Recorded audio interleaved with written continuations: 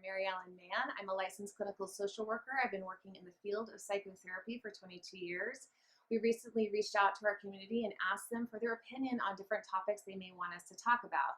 One of them was how to make or how to receive or whether they're receiving a trustworthy apology.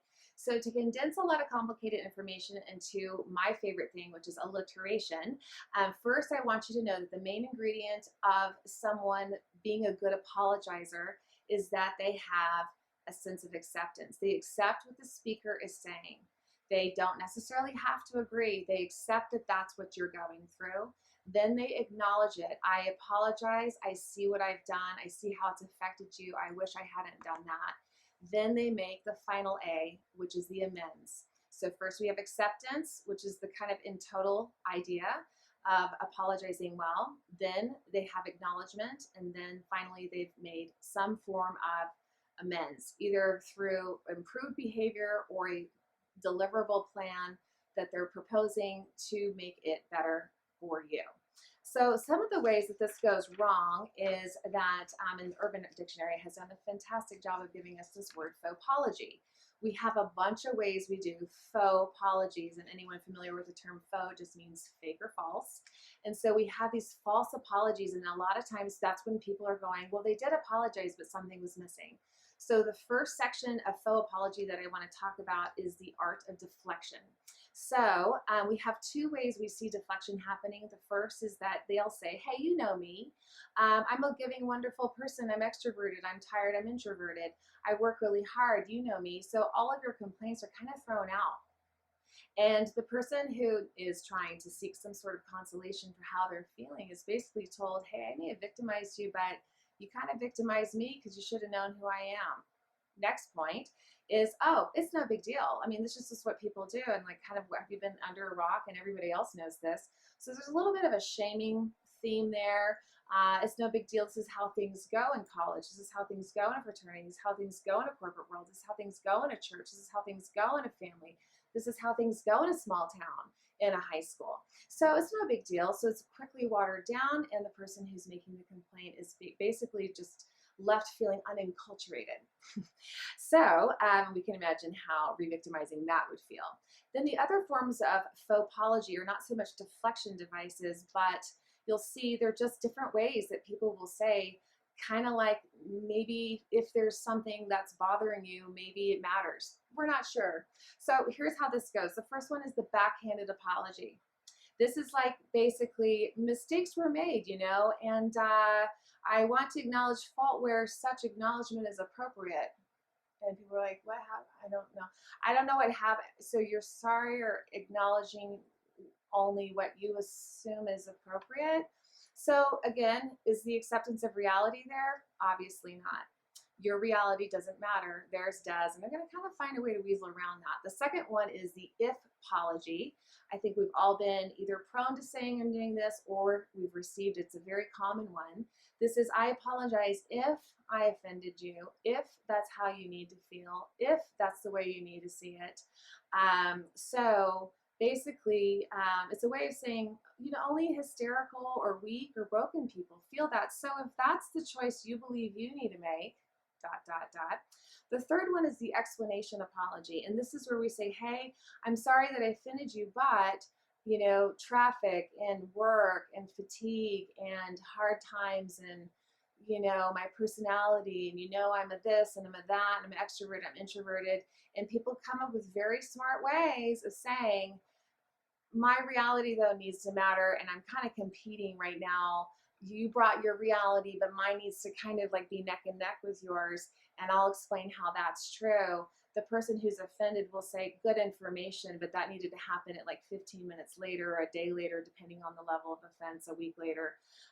So explaining why, you know, you acted out and left them harmed, again, intentionally or not, is not going to actually factor into this being a wholesome apology and a trustworthy one, of course. The fourth one is what we call the deja vu apology. I already apologized for that. So I think we're all pretty smart listeners here, and we can imagine, you know, if I'm reckless, you know, on Wednesday, but I've apologized for that same type of recklessness on Monday, I've still, if anything, because I've actually apologized for it, I should be beholden and actually obligated to even better behavior because you've raised this as an issue before. So the deja vu apology is a kind of hilarious one because the person saying it is literally admitting, I know, I shouldn't have done it because I already apologized for it. So they're digging their own hole, but that is also a common issue. The fifth one is the blanket apology. I had someone once call me and say, hey, yeah, so I haven't talked to you in like 6 months, and so I guess I just need to say I'm just sorry for everything. And, and so it was quite jarring. I thought, what a lazy thing to do. We haven't investigated, nothing's been said. I haven't had a chance to even tell you what the concerns and harm was. But the person kind of knows that, right? If I do a blanket apology, then I don't have to deal with like that whole labyrinth of stuff that I did to you.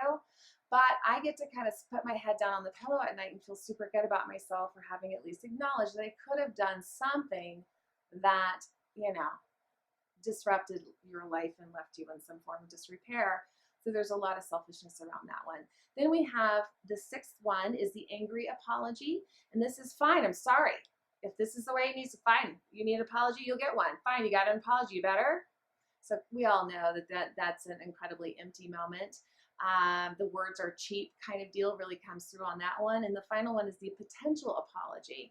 And this is, I should apologize for that, but there are reasons, I should apologize for that. So we're almost there. I should apologize for that. I need to see that better. We could take that statement and go a little further. So the person's kind of, yeah, I should apologize for that. I do apologize for that, and I wish I hadn't done it.